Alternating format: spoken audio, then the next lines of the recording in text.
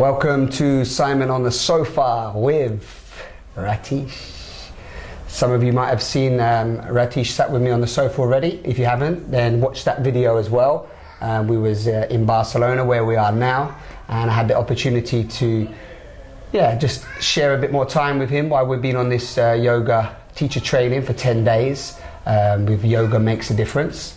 And now I just Ratheesh shares a lot through the 10 days, you know, so very philosophical and so much about yoga. So I just wanted to have a conversation with you. Thank you for joining me. Thank you, sir. Thank you for having me, Simon.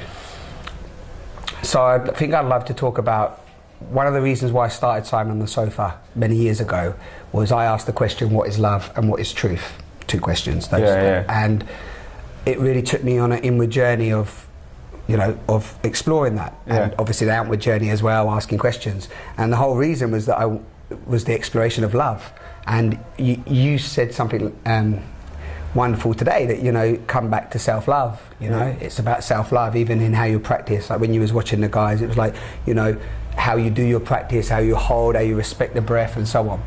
And you said my favourite words, the self-love, which you've mentioned a few times, but you haven't spoken a lot, you haven't pointed it just, or used the word love, have you? No, I haven't, which there may be a reason, there might not be, but I'd love to just talk to you about self-love. So what comes up for you when I say self-love? It's a self-love, as I explained it earlier, it is the way I look at it is through practice of yoga. You start to see your limitations when you practice the body postures, when you're seeing the extension of the breath, and when you look at the breath and movements together and you connect the mind. There's the three things to focus, and your mind tends to flip around, and it creates lots of problem in the beginning. Your body hurts, your breath is not deep enough, and then slowly, you don't give up, you just slowly do it, and after a while you start to understand your breath is a little more deeper, and then your body gets follow the breath and the mind starts to concentrate, and slowly, layers by layers by layers, you really capture the body movements, breath, and the mind is actually on to what you do, and that's become an internal experience. And then you started to kind of love what you do. And that slowly makes you a little sensitive. In a way, you become sensitive towards environmental that you are in, people that you meet, the animals, everything. You become a little bit of a motherly or fatherly energy. And slowly that energy grows within you when the practice goes. Every word you hear, it's become a bit more clarified than maybe you heard those words before. But nothing really meant to you at that point. But the practice of the inner journey takes you to kind of demystify all those hidden messages, because you're just becoming more sensitive in a positive way. And that starts to make your practice that you really love every day, going up, doing some yoga or entering your thought flows and mind. You slowly develops an intimate relationship with your inner self, and it's become a love that you actually start to love yourself within.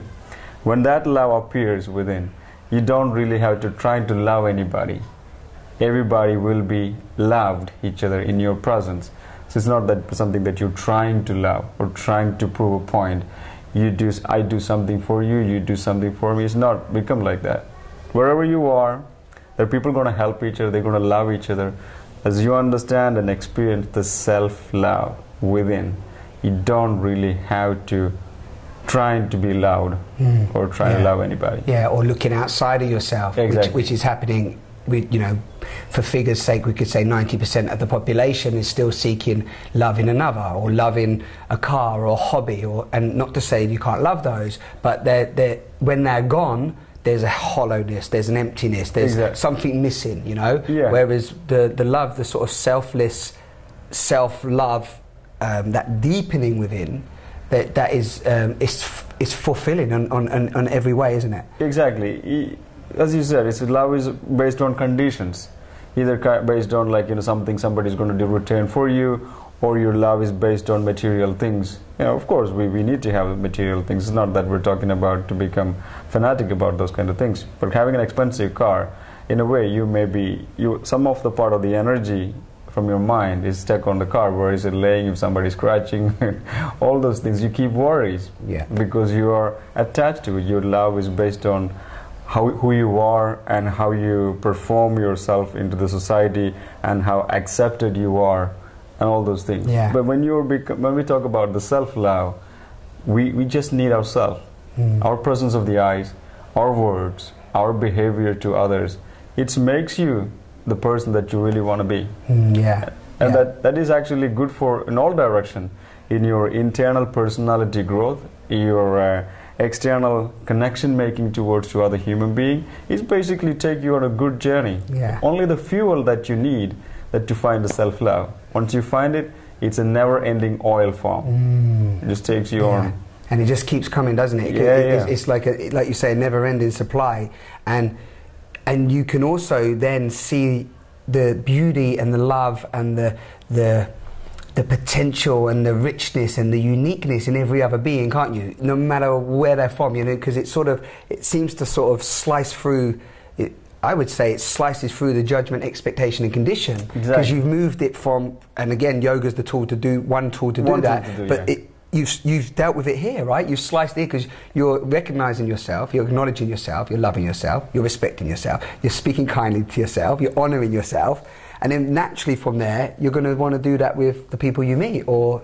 Definitely. So let's say that when you find or revisited or you find your self-love through some kind of practice or principles, either if you want to call yoga or anything that takes you on that path. When you meet other individuals who were similarly like you before, you understand them very well. So you could become a tool, a guide for them. And in a slow, selfless, that you're not accepting anything back, they figure out this guy or this woman, they just simply like me, whatever I am. And they start to pay attention to your words. And slowly you become a kind of energy source for them to take a journey within themselves. So just kind of keep passing on. So everyone kind of finds their home. And if everybody finds home, and we're talking about the next generation is free of violence. I mean, everything. In all directions.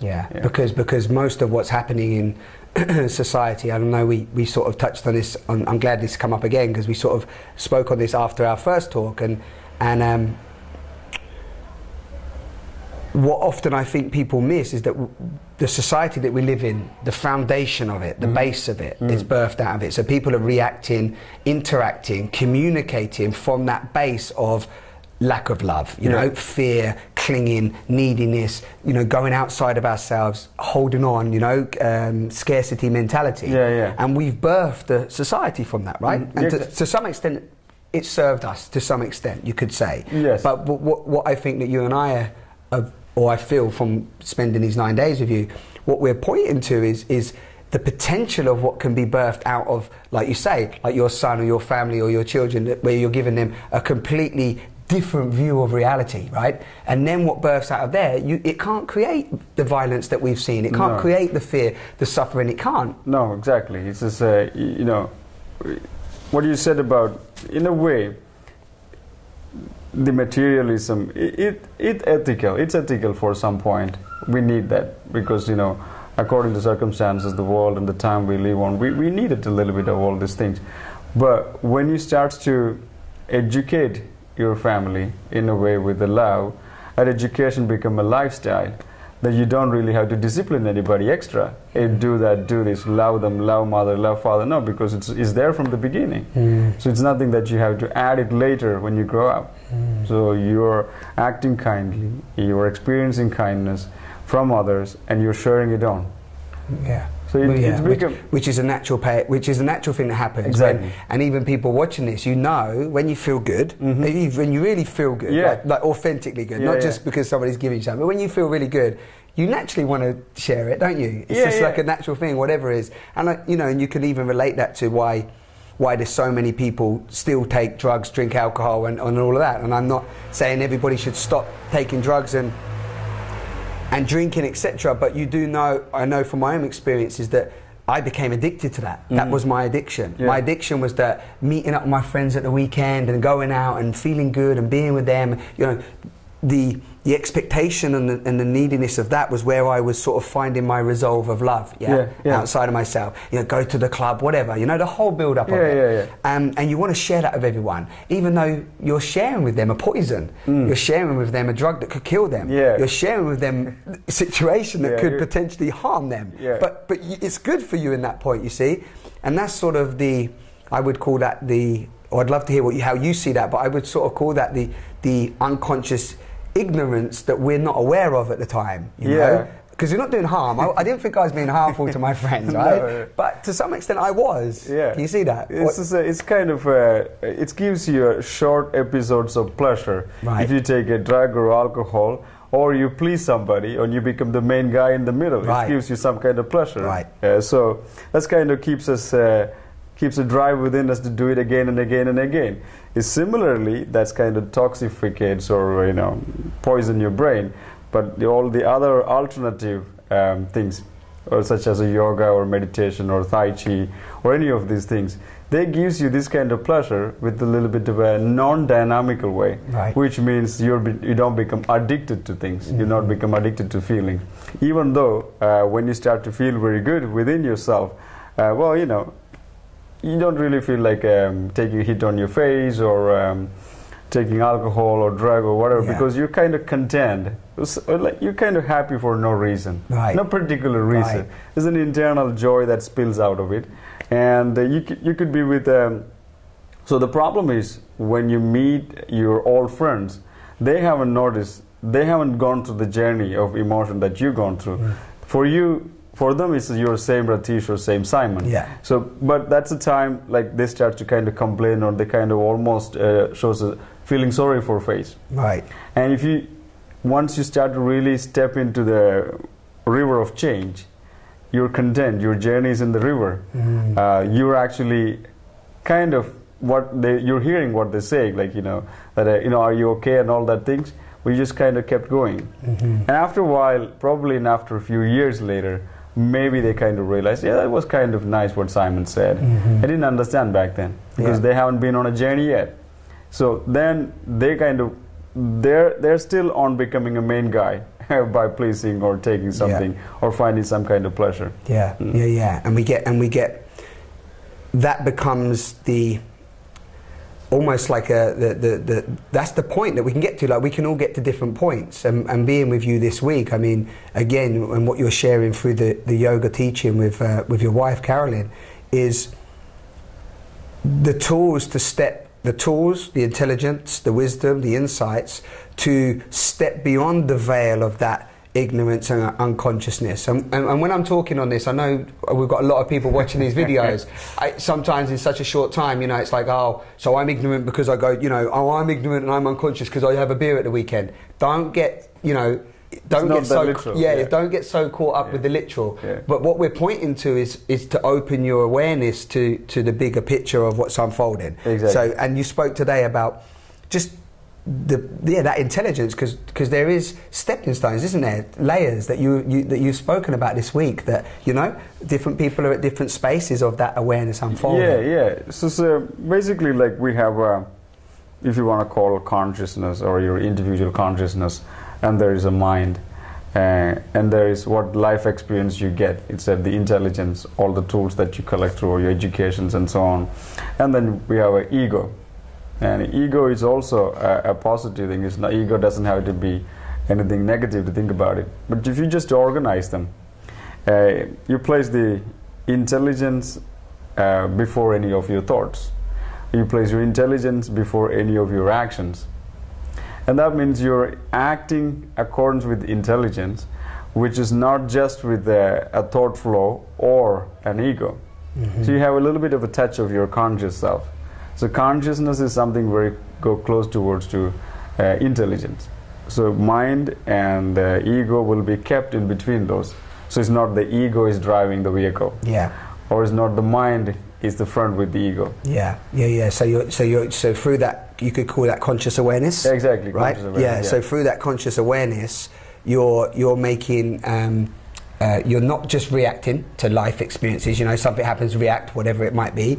You're actually acting more consciously And in that process, because you're coming from that place of self-love, you're making more, what's the word I'm looking for? More, well, we could just use the word intelligent, because we are, the more intelligent decisions that when that serves you, it serves the whole. Exactly. Right? So when you have a thought, just to check in with yourself, is it something that is really that worth thinking about it?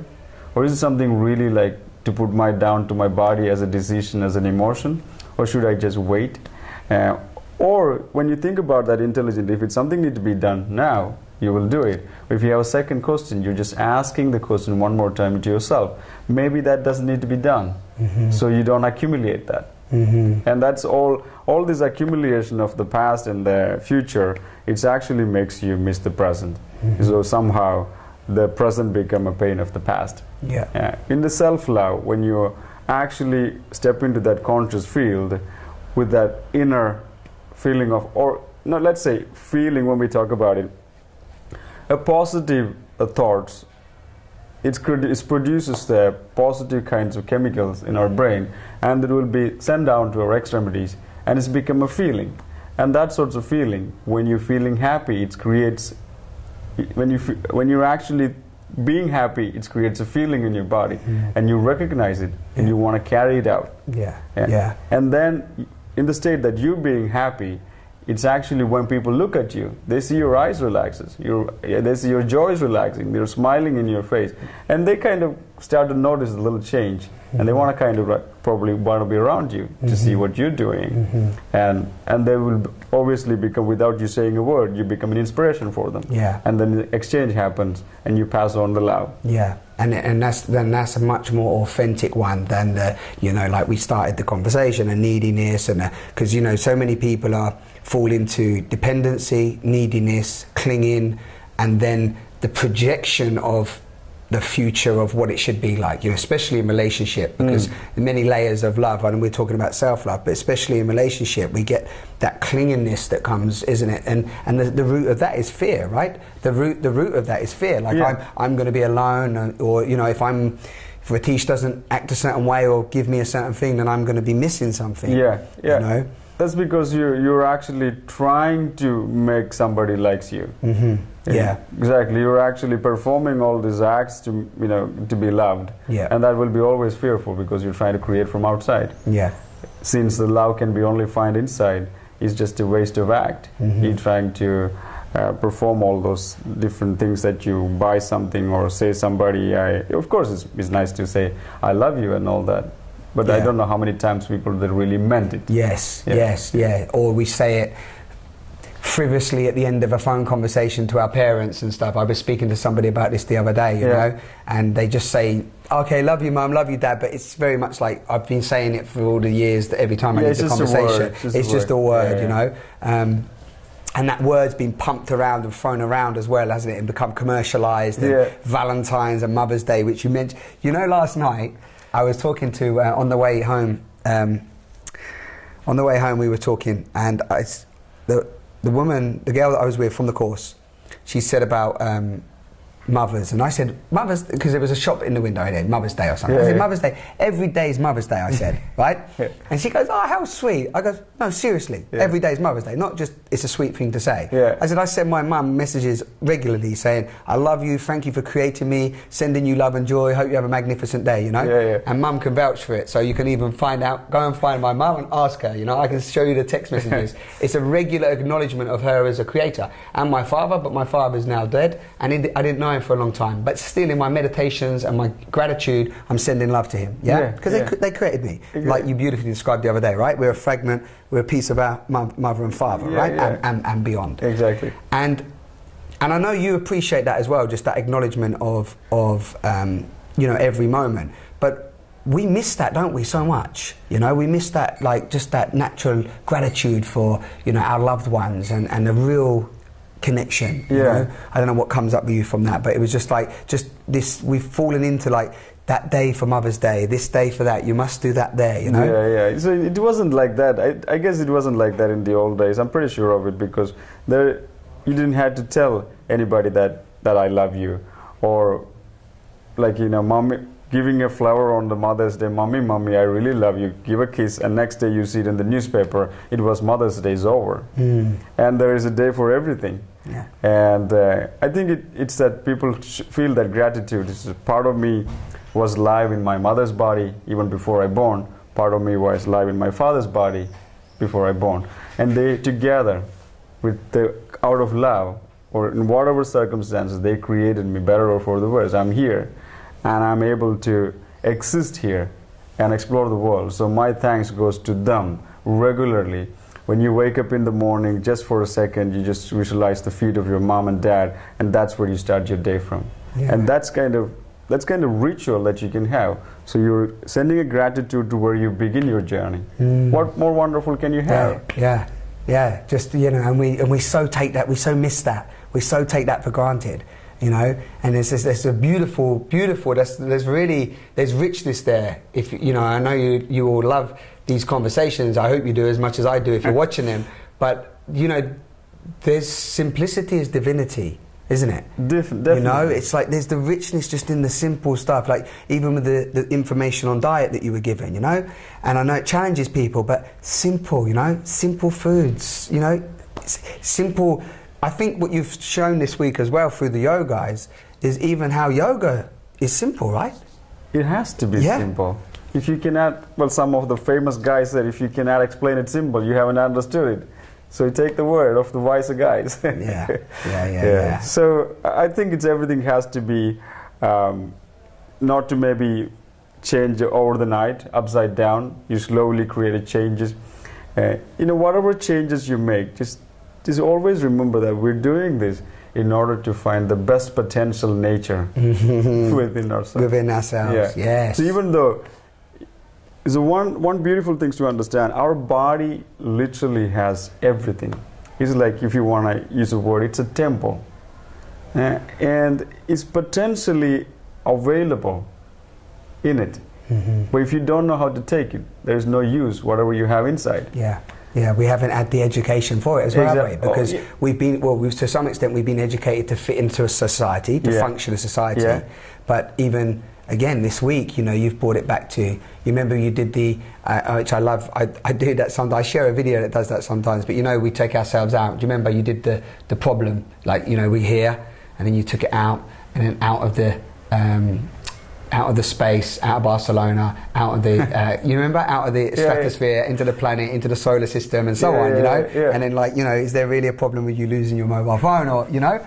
And it's the same thing, isn't it? It's like acknowledging the vastness of who we are right here, in every moment. And when you walk with that awareness, everything's different. It's hard to miss anything. Yeah. You become a part of it. You really are part of the conscious cosmos, you know, the living earth, and you are just a particle in it. And if you're a particle of the conscious living earth of the universe, you probably know everything what happens around there. And it's a nice feelings to have. Then just identify yourself. I'm just a man, work 9 to 5, I got my phone, kids, cars, and all that, and you live in that kind of little limited conscious awareness, and then you worry about everything outside of yourself. I'm not saying that it's like, you know, it's not easy. You know, it depends on what kind of culture accumulation that you had created throughout your life.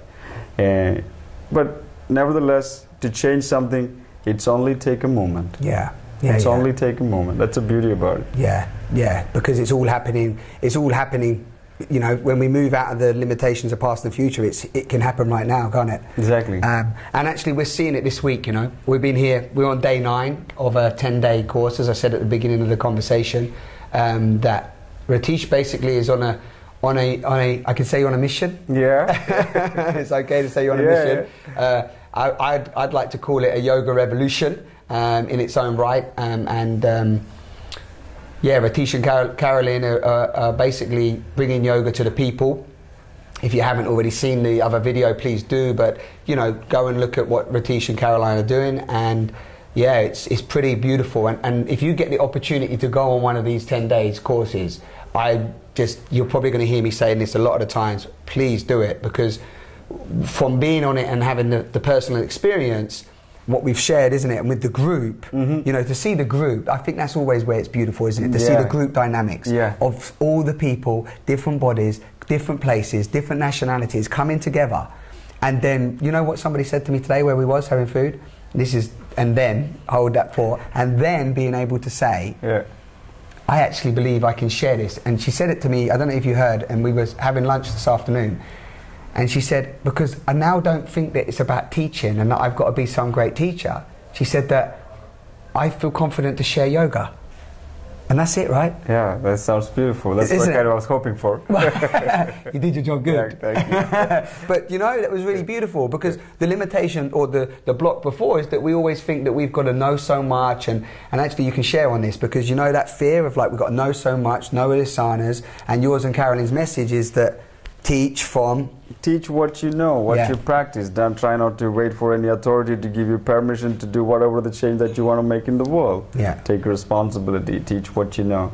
If you know how to cook a decent meal that if it's going to help some people's health, do that. Or you do maybe an hour practice, you maybe share half an hour of easy poses that you know. Just to help them to breathe a little bit consciously. I get their lungs moving. It's a sort of part of the lungs, get some breath. You know, everything can be an inspirational.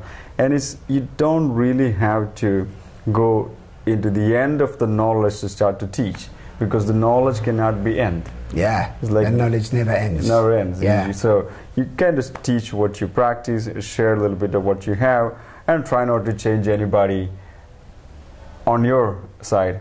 Let them naturally take it. Which is a key point. Exactly. That's really, you know, just to highlight that, that's a key point, is that often we feel if we know something, we've got to change people and they've got to be a certain way. And Caroline says this in their sessions as well, you know, bodies are all unique, and you try, just even with yoga, and we're talking about teaching yoga or sharing yoga now, but you don't just try to turn somebody into a position because you think that's where you want them to go. You work with the individual and see where they are ready to go. Exactly. You know. And I think is there something you want to share based on that? It's as I think I kind of briefly mentioned in the earlier time I sat with Sofa on Simon, that it's not that you wanted to create something in them, because your body is different compared to their body. They have their emotions, their stuff, their joints. We're uniquely different. But you kind of give the total idea of it and guide the way, personalize it, individualize it, and guide the way that they can do it. So it's become a therapeutical effect than torturing somebody, calling yoga or whatever. It's also one of the problems, because yoga has seen extreme.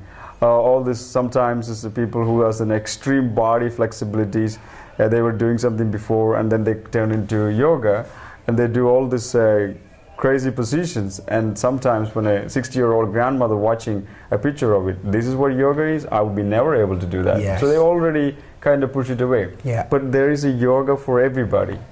Yoga simply means a discipline, or connecting your breath into the body, connecting a movement and the breath and the mind thoughts together.